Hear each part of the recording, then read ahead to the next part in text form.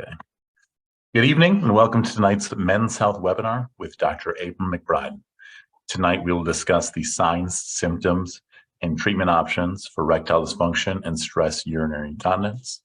You'll have the pleasure of hearing from a very knowledgeable, very specialized, and very talented doctor in Dr. McBride, who will answer your questions at the conclusion of the event.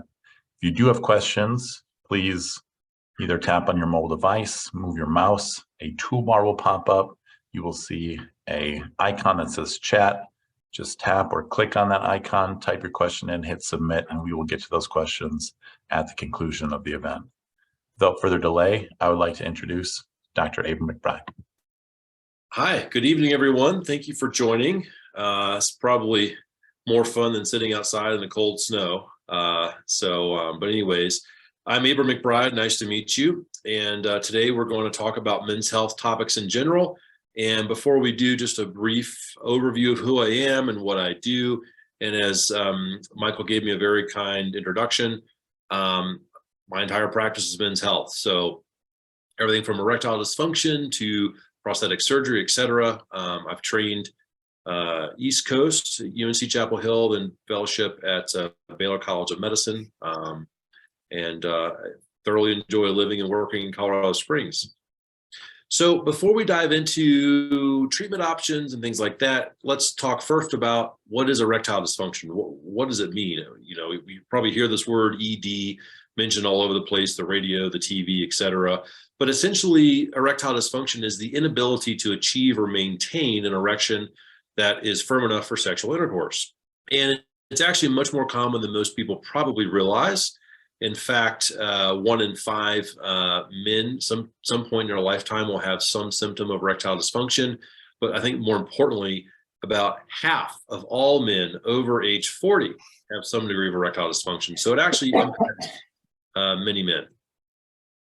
So when you have an erection, essentially what is supposed to happen biologically or naturally is on the left side of the screen, you see a penis that is not erect, obviously, and with sexual arousal, with emotional stimulation, you're connected with your partner and things like that, your body releases blood flow to enter into the penis. And there's 2 spaces inside of there that essentially, I don't know if you can see with a mouse pointer here, but these 2 round spaces called the corpora cavernosa that fill with blood flow, and the penis engorges and you achieve an erection. But also the delicate tissue inside of these corporal spaces trap the blood flow to maintain it so that the erection can last long enough for completion. And so that's how the process is supposed to happen normally. When we look at erectile dysfunction, there are several things that can cause it. Medical conditions such as diabetes, heart disease, or vascular disease, but even medications. It could be a side effect. Some medications cause a side effect of less of an ability to have an erection or dysfunction with orgasm or reaching climax, things like that. But then as you see in these smaller fractions, pelvic surgery and, hormonal things like low testosterone, things like that. But regardless of the cause, having erectile dysfunction can have a very negative impact on your quality of life. I may not have to tell that to some people. You may already experience that and recognize that, but it certainly is. It's more than just a getting hard problem. It is a emotional issue, how you view yourself, how you carry yourself, how you interact with other people in your day-to-day activities. And so it really impacts a lot of aspects of your life. So I want to touch on a few of those causes just very briefly, just to put a little bit of color into what the connection may be. And so the first one we'll highlight is diabetes. And unfortunately, about 15 million men do have diabetes in the United States. And for those men who have diabetes, we know that erectile dysfunction symptoms are much more common. And for those men, when they seek treatment for ED, the most commonly used treatment, such as the pills like Viagra and Cialis, tend to be less effective. These patients tend to have more severe symptoms of ED, and it tends to be a little bit more difficult to treat. And in rare cases, and I've seen this in my practice several times, the patient may come in to see me for erectile dysfunction treatment, And through testing and history and sort of doing an evaluation, I've diagnosed men with diabetes before. And so there's definitely an important connection there, but obviously diagnosing, treating, and effectively managing diabetes is a massively important part of your overall health and wellness. And so I recognize that in my practice and definitely, have that in mind. Similar to diabetes, there's also a connection with heart disease or vascular disease. And again, similar story. The symptoms of erectile dysfunction could actually precede the development of heart disease, such as chest pain or a stroke or a heart attack or something like that.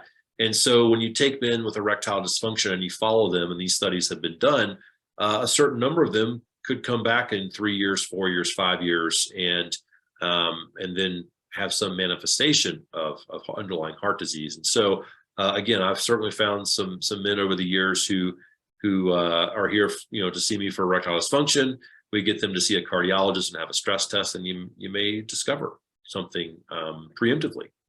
But the connection is really because the blood flow, the blood vessels that bring blood flow into the penis are a lot smaller in diameter than those that go to the heart. And so a plaque blocking the blood flow or something like that can affect the smaller arteries that carry blood flow into the penis much earlier than the amount of plaque that would clog the larger blood vessels that carry blood flow to the heart. And so that's why erectile dysfunction can be a bit of an early indication of underlying heart disease.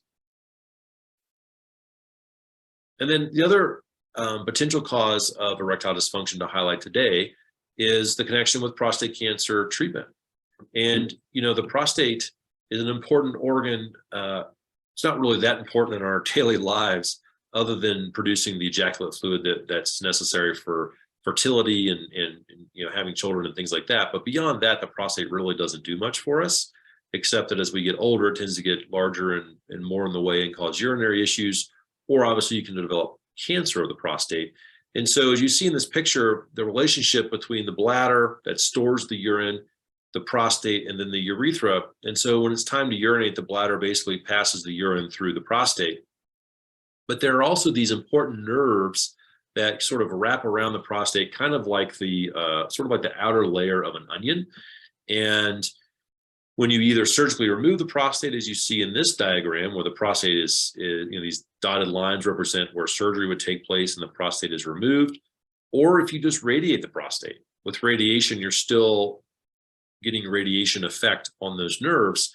Over time, those nerves are less effective, and that can lead to symptoms of erectile dysfunction. So those are some of the more common things that we see that can cause erectile dysfunction. But for those that have the symptoms, what do we do to treat it? Obviously, if you have heart disease or diabetes, managing those to the best that you can, keep your blood pressure under control, keep your diabetes under control. I mean, obviously, that's the first thing that you would do. But saying that you've done all that, what are the next available treatment options? And this slide sort of provides the well-established, gold standard list of options that have been available and are well-established in terms of research and things like that. There's a few experimental things we'll touch on in a few minutes as well. But basically, we have the oral medications or the pills. There's medicine that can be injected into the penis. There's a vacuum erection device where you put your penis inside of the vacuum device and create an erection that way. There are medication suppositories or gels that can be put down the urethra, or penile implants. So we'll talk about each of these briefly. But first and foremost, we have the pills. I'm sure everyone has heard of these. Viagra's been around since the late 1990s. So we have Cialis, Levitra, Stendra. Most of those are generic now. But regardless, they all kind of work about the same. And what I mean by that is you take the medication and it's in your system, but it's not going to give you an erection out of the blue. You have to still be sexually aroused and stimulated. And so when you have that emotional connection and that physical connection and you're aroused, these medicines basically augment your natural process of opening up the blood vessels to allow blood flow to go into the penis. So with these medications, that blood flow is much more robust, so that the erection should be firmer and it should last longer. compared to if you don't take the medication at all. So these medications for many patients will be effective, but also many patients will have side effects. Any of you that have tried these may have experienced a few of these side effects, and it could be anything from a headache, facial flushing, blurry vision perhaps. Unique to a few of them, you can have heartburn or back pain, sinus congestion. So they can affect a lot of different things, but some men don't get any side effects at all. But I definitely see some men that have significant side effects, and even though they may work very well at helping them have a better erection, the side effects sort of limit their ability to take the medication. But nonetheless, the pills obviously are certainly an option and widely used. The next option that's available is penile injection therapy, or the proper term is intracavernous injection therapy, where basically medications that kind of like the pills, but much, much more potent than the pills. These medications tell the blood flow, or the arteries bringing blood flow into the penis, to really open up to the maximum ability that can happen naturally. So you inject these medications directly into the penis. And this is done each and every time the patient wants to have an erection. So every time you want to be intimate, you have to, kind of time out and pause things, go get your medication, draw up a dose, and administer the injection, and then, give it a few minutes. So can be very effective. I even use this in the office for diagnostic purposes, to do ultrasound studies, to look at blood flow, anatomy, and things like that. So they work in a high number of patients in terms of getting an erection, but you can have a lot of side effects from obviously pain or discomfort from the needle going in, but also bruising or swelling from the injection. In some patients, and I'll say about 20 to 25% of patients, will notice that their penis feels like it has what I call a penis migraine. So the blood vessels are almost spasming, trying to open up enough in response to the medication.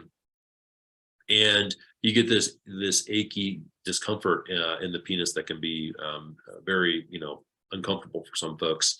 And then in rare cases, the repeated use of these injections can cause chronic scarring and fibrosis in the penis that can lead to nodules and deformities of the penis, curvature issues, and things like that. So that can happen as well.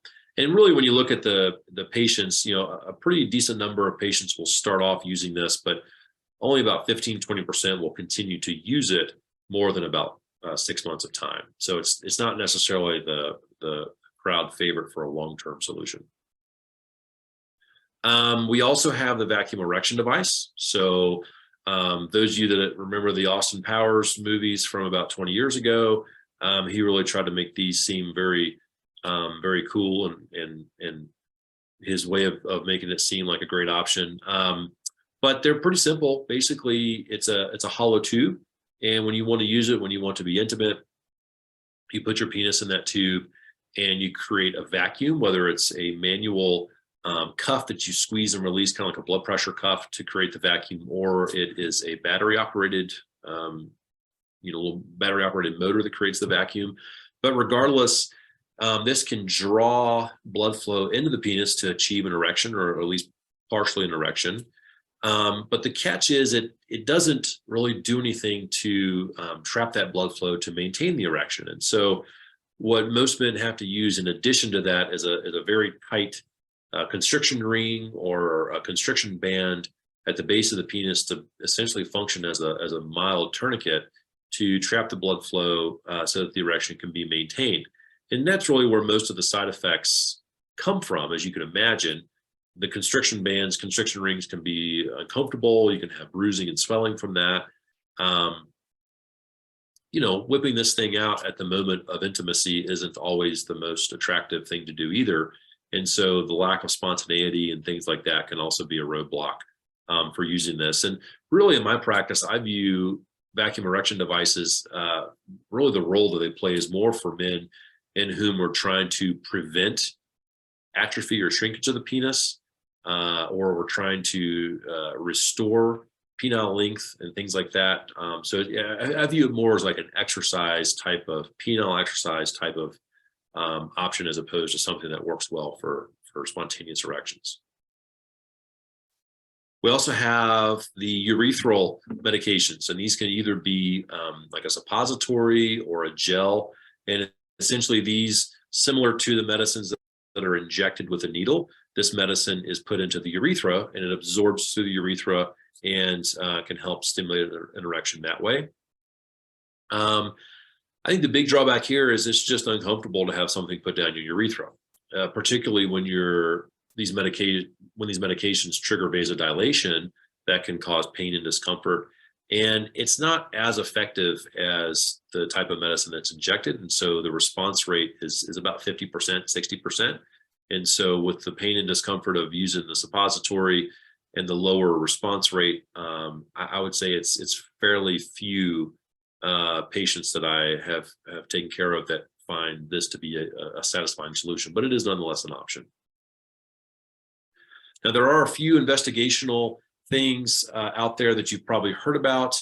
There is extracorporeal shockwave therapy, or low intensity shockwave therapy, or Gaines wave, dual wave, acoustic wave, every type of wave you can imagine.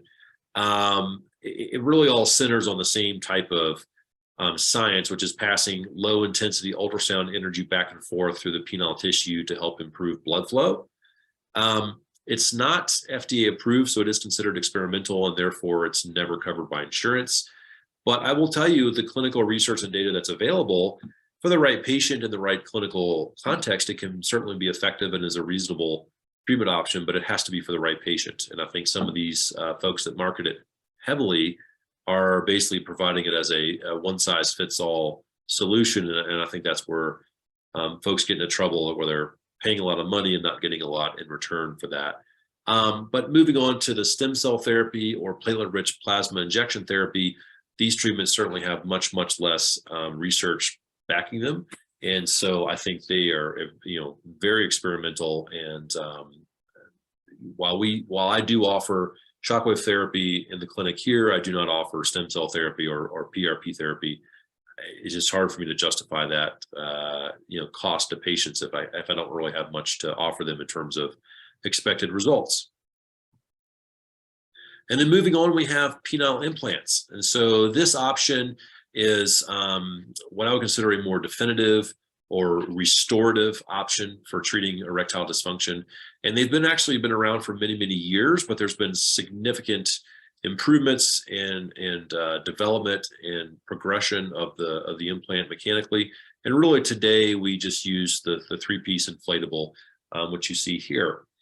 So essentially the penile implant works because it does not require the blood flow system that is there naturally. So basically you have a pair of silicone cylinders that sit in the natural hollow spaces of the penis. And when the patient wants to be sexually active, you squeeze and release the pump, and that moves fluid into the cylinders, and an erection is created. And that erection lasts as long as the patient wants to last for. And so there's a lot of positives to that. And so I want to show this little video here in animation to show you how it kind of works. And so we have obviously like a cartoon kind of thing here, but on the outside, no one knows that you have it. All the parts and pieces are on the inside. And you can see the patient is squeezing and releasing the pump, and fluid is going into these cylinders. And once you create the erection, it's there for 5 minutes, 10 minutes, an hour, whatever you need until you're ready for it to go down. And then there's a release button here on the side. When the time comes that you're ready for it to dissipate and go away, you push the release button, and that releases the fluid to come out of the cylinders and go back into the fluid reservoir, and the system is reset for the next time that you need to use it. And again, all the parts and pieces are on the inside. Visually from the outside, no one's going to be able to look at the patient and know that it is there. Let's go to the next slide. So a penile implant obviously does require a minor surgical procedure to have this put in. This is done under light anesthesia and is done as an outpatient. So you come in, have the procedure, and go home the same day. Typically, we make a small incision in the scrotum to do all the work that is necessary. And usually within 7 to 10 days, patients are doing routine, normal daily activities, but certainly more strenuous, vigorous exercise and heavy lifting, etc. We'll have patients wait about 2 weeks, and then in 3 weeks we'll have patients come in and we teach them how to start using it. And if they've healed up well and are comfortable, be sexually active at 3 weeks. So benefits and downsides. So I think benefits, obviously, we've talked about some of these things. This allows you to have spontaneity. It is dependable, reliable. It puts you in total control.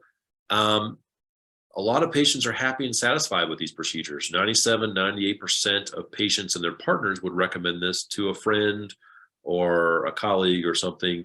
And most insurance plans will cover it. Medicare oftentimes will cover it, as do many of the commercial insurance plans. But obviously, that's something that we always investigate and make sure.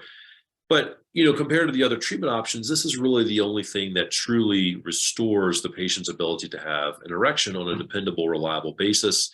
And these implants typically, I tell folks, basically plan on about 10 years, 9, 10, 11, 12 years, but roughly 10 years of mechanical durability. Now, like any procedure, there's always potential risks. And with this, obviously, there's a little bit of discomfort and swelling and bruising and things like that takes about a week to 10 days to resolve. But unique to the implant, there is a slight risk of infection. So any implanted device that goes in the human body, whether it's a pacemaker or a knee replacement, anything like that, there's always a slight risk of infection. And that risk is about 0.8 to 1%. There's also a slight risk of premature mechanical failure. So while vast majority of these devices last, roughly 10 years, it's always a slight chance something could mechanically go wrong sooner and have to have that fixed or replaced. And then obviously, once you have a penile implant, it's not a thing to have this put in and have it taken out and go back to how things were. So this is sort of a committed step, but obviously, committed to something that has a very high satisfaction rate and has a lot of proven benefits. So just to wrap up erectile dysfunction discussion, this is common. A lot of guys have it, more guys than you probably realize. And there are thankfully many treatment options available. I view my role in taking care of patients as helping them find the right treatment or solution that's best for them, because this is not a one-size-fits-all type of condition in terms of the treatments. And most people are not aware of penile implants, but they do provide a fantastic option for most people that have a long-lasting and satisfying result. So on the screen there, you see edcure.org. That's a great website that you can visit and learn more information. You can also go to my website, themensmd.com. But we will transition here in our last few minutes and talk about urinary incontinence. And so this is a little bit different than erectile dysfunction, obviously, but for some men, they experience both, and you can have uncontrolled leakage of urine and erectile dysfunction. So that's why I like to talk about these two topics at the same time. So pretty obvious, incontinence, you're leaking urine, but it's really the type of urine leakage that happens when you lean forward, stand up, cough or sneeze, things like that. And for some men, it's just complete lack of control altogether. And it's nowhere near as common as erectile dysfunction, but still approximately 500,000 men suffer from this condition across the world. So there are definitely men out there that have this condition. And so back to our anatomy pictures here, we have the bladder that stores the urine. And as I mentioned earlier, when it's time to urinate, when you feel the need to urinate, you pass your urine through the prostate and then out through the urethra. And when you're done urinating, the system clamps back down and you have a muscular sphincter here at the bottom of the prostate that helps prevent the flow of urine until your bladder is full again. And then you feel the need to urinate and hours later, you go to the bathroom again. So that's what's supposed to happen normally. Things that cause stress urinary incontinence, it's much more straightforward. I mean, basically, this condition is almost exclusively the result of either treatment for prostate cancer, whether it's surgery or radiation for colon cancer, that's usually deeper in the pelvis, like rectum and that sort of area. Could also be the effect of trauma. And I've had patients that I've seen over the years that have had pretty nasty car accidents or motorcycle accidents and have issues with this type of situation. And even more rarely, it could happen as a result of some type of treatment for the prostate, not for cancer, but more for just that age-related enlargement type of situation. And similar to erectile dysfunction, as you can imagine, the uncontrolled leakage of urine can have a very significantly negative impact on your quality of life. So drilling down just a little bit on prostate cancer treatment, because obviously this is the most common cause of stress urinary incontinence. Back to our picture here, the prostate, once this prostate is removed, many times or irradiated, so surgery to remove it or radiation can damage those nerves and or the muscular sphincter that squeezes the urethra that helps hold back the urine while the bladder fills. With either surgery or radiation, that can be damaged. So what are men supposed to do if they experience this condition? So some men, unfortunately, will just say, well, I'm not going to drink any more water. I'm going to dehydrate myself. And obviously that may work for a short period of time, but it's not a good long-term healthy approach. A lot of men can have some positive results with pelvic floor physical therapy. And so I definitely always at least make sure patients have had the chance to have a referral to see a physical therapist to help strengthen the muscles of the pelvic floor. And by doing so, that can help hold back urine and help improve control. Or you can just wear pads and kind of deal with it, which I think is where a lot of men end up before they come in and seek treatment. For those men that do come in and seek treatment, there's essentially two options that are available. And one of them is called a urethral sling system, which essentially is a piece of mesh material that is placed surgically around the urethra to function as like a hammock or a sling to compress the urethra, and with that pressure, it can help hold back the flow of urine.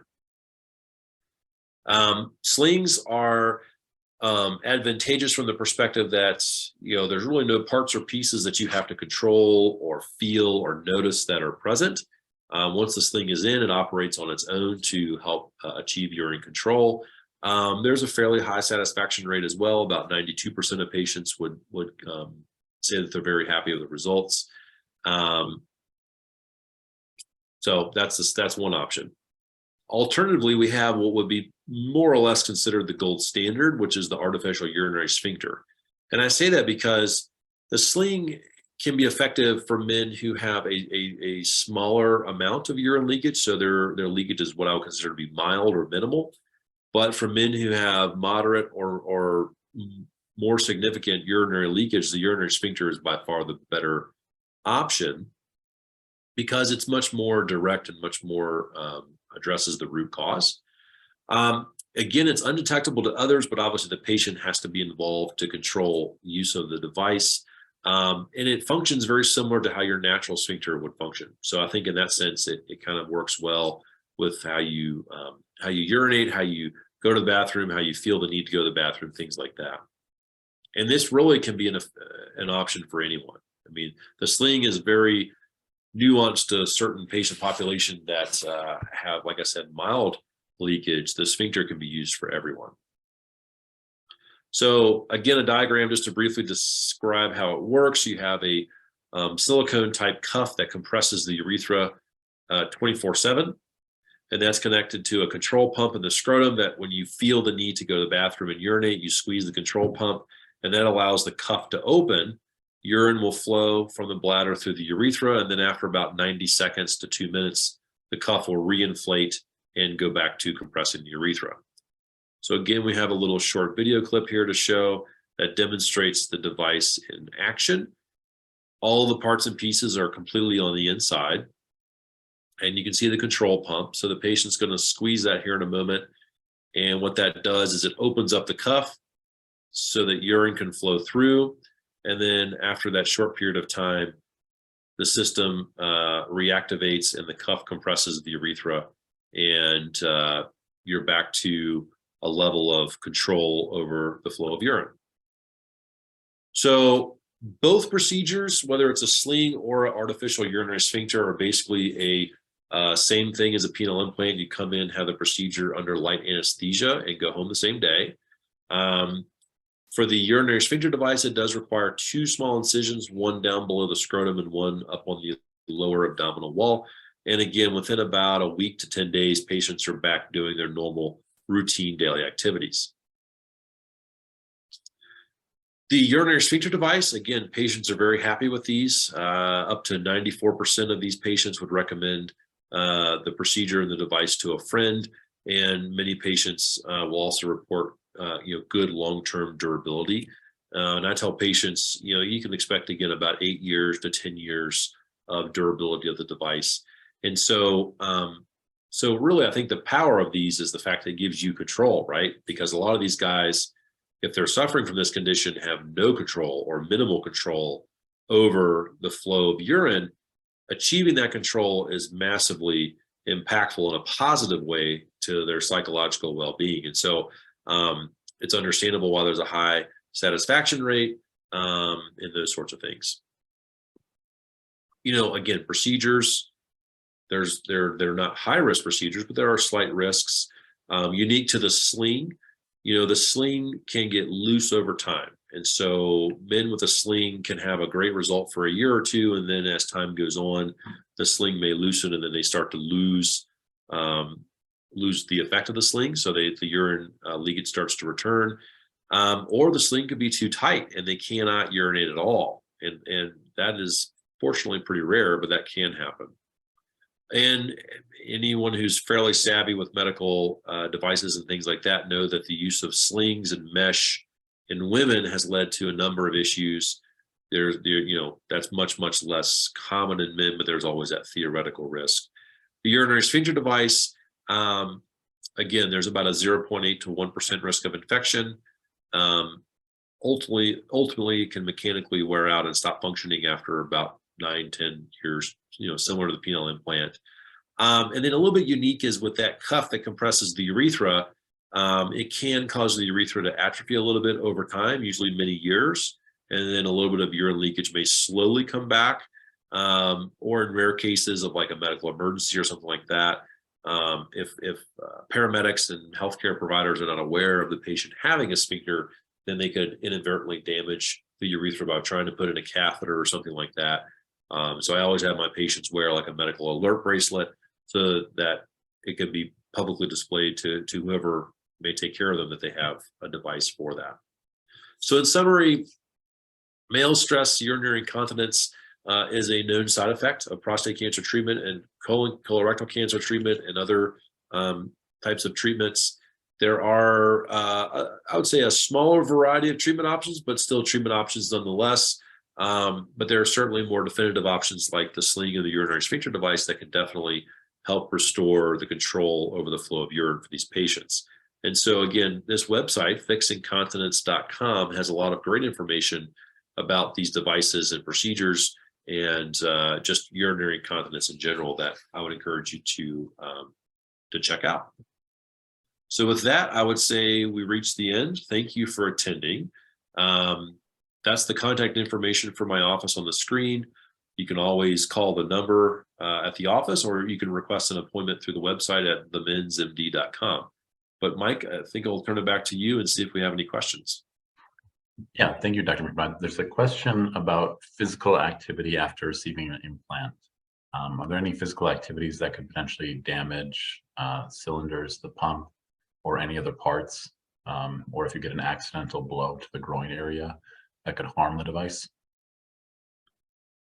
I'm going to say not really. I mean, I'm kind of trying to play several scenarios through my mind. I've not had any patients do anything physically strenuous enough to damage the implant, and I've had some pretty active patients.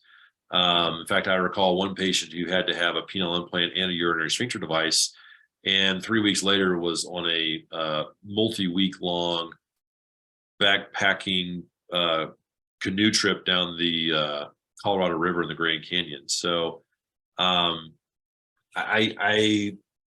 it'd have to be pretty extreme. I think by and large, you're going to be just fine. I mean, again, I wouldn't do anything physically strenuous in the first couple of weeks, But after 2-3 weeks, you can kind of do whatever you want, and I would not have any reservation about it. Thank you. There's a question about Peyronie's disease and ED, and then seeing if some of the treatment options for erectile dysfunction, such as the implant, are available to somebody with Peyronie's disease. Absolutely. Peyronie's disease, we could do a different talk on that entirely, because it's a complex condition in and of itself, but it certainly is a contributing factor to developing erectile dysfunction. And so for those patients with Peyronie's disease, we know that they tend to have a more rapid decline in their natural erectile function over time compared to men who don't have Peyronie's. And there's separate treatments that target basically the deformities and the scar tissue that can happen from Peyronie's disease. But because erectile dysfunction is so common in most of these men, oftentimes we end up focusing on treating the erection issues first to see where they end up. Because if treating the erections is fairly difficult and they need to advance to penile injections or penile implants or things like that, then that ends up being what drives and determines the treatment for the Peyronie's disease. And so, yes, absolutely, all the same treatments for erectile dysfunction are available to men with Peyronie's disease, including the implants. And for some men, they have a severe penile deformity and they have, fairly significant erectile dysfunction. A penile implant is a great option because it can actually address both issues, right? So the implant alone can help straighten the penis to a certain degree, or I may be able to perform some adjunctive procedures to help straighten the penis at the time of the implant procedure. But also the implant would address the erectile dysfunction issue as well. So hopefully that answers that question. I think so. Thank you. There's a pre-submitted question about erectile dysfunction and premature ejaculation. It's kind of a chicken and egg question. They're wondering if their premature ejaculation could be causing their ED, like someone who's able to get an erection, but then it goes away after that ejaculation that's faster than they'd like.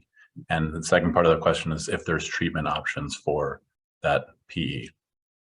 Yeah, so and having seen and talked to several men over the years with premature ejaculation and pretty severe cases, when those patients are younger, you can kind of get by. If you ejaculate prematurely, the erection may last for another 4 or 5 minutes, and you can kind of keep going and make things work. But usually as men get older, that ability sort of fades with age. And then it becomes a much larger issue, because once you ejaculate, well, then you lose your erection and your partner may not be getting fully satisfied on their end. And so it can become a little bit of an erectile dysfunction issue from that perspective.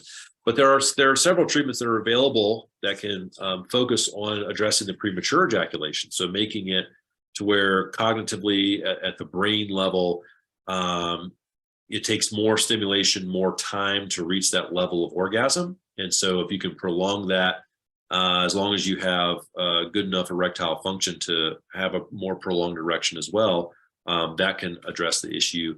But I can think of a couple patients with pretty severe premature ejaculation where they also had some degree of erectile dysfunction, and we ended up talking about things like penile implants, because even if they ejaculated in 30 seconds or 2 minutes, with the implant they could control how long their erection lasted for, and for their partner that was more of a consideration. So, but yeah, there's ways to, it's very patient specific, so it's hard for me to just give out a general thing for everyone. But yeah, there's ways to treat the premature ejaculation part. Obviously there's ways to treat the erection issue, and kind of finding a balance between the two is usually how I approach that. Thank you. Now this next question, I'm not sure what they're referring to, but it's asking about a sensor that is implanted above the buttocks. And I'm not sure if that's a treatment for incontinence or ED, or if you might know better what that question is in regards to. From what you're describing, it sounds like a implanted device that helps control urine leakage, but there's two different types of urine leakage, right? So there's what we talked about today, which is the pelvic floor, the natural urinary sphincter no longer works appropriately. And so as your bladder fills, it just kind of leaks out. And so that's what we call stress incontinence.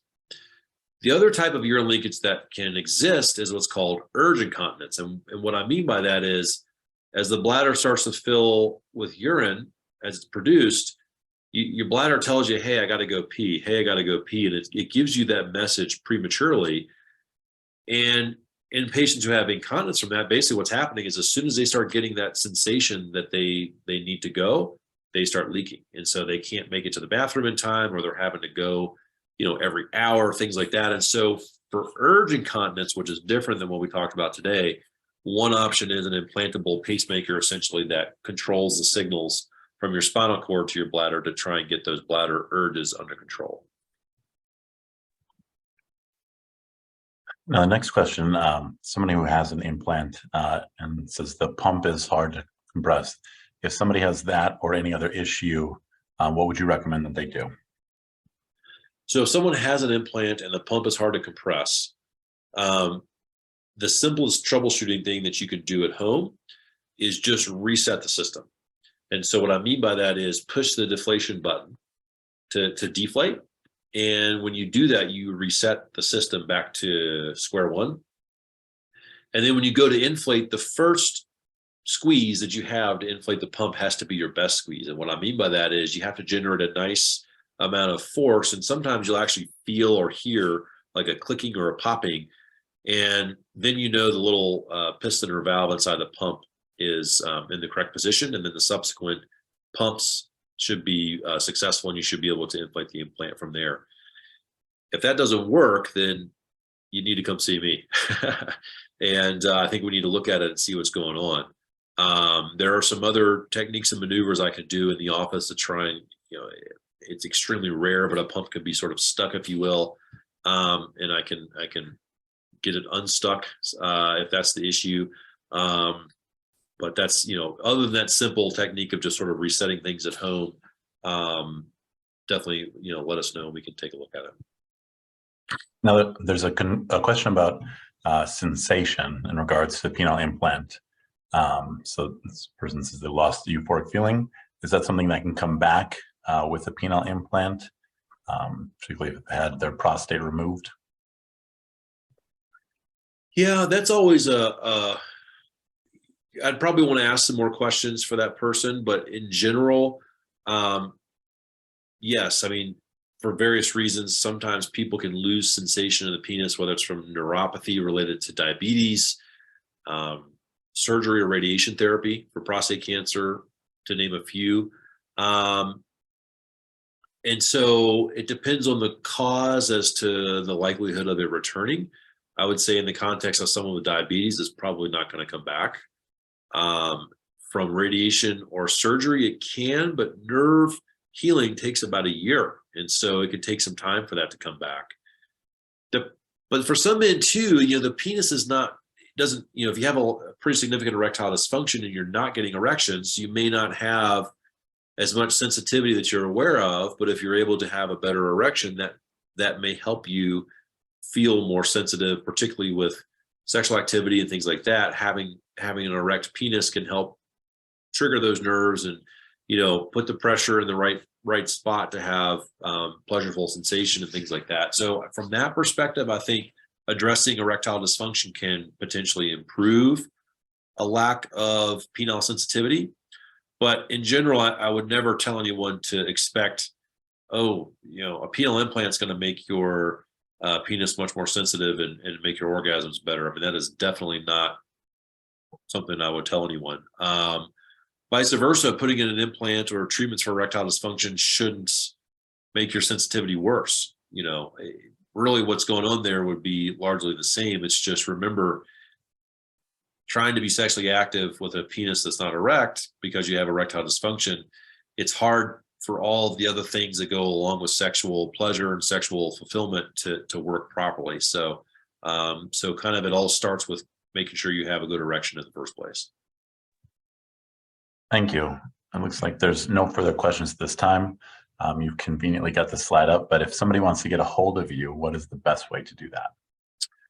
I would say either call the office, 719-634-1994, or like I said, you go to the website, themensmd.com, and you can request an appointment directly from the website. So again, last call for questions here. And I will reiterate that everyone will receive an email tomorrow with a link to that website and that phone number in it, with a link to the webinar recording as well. Awesome. Thank you, Mike. And thank you everybody for attending. So it looks like there's no further questions. This concludes tonight's Men's Health webinar. I want to thank Dr. McBride very much for all the information he shared. Again, his contact information is on the screen, and you will receive an email tomorrow with that same information. So thank you again, Dr. McBride. You're welcome. Good night.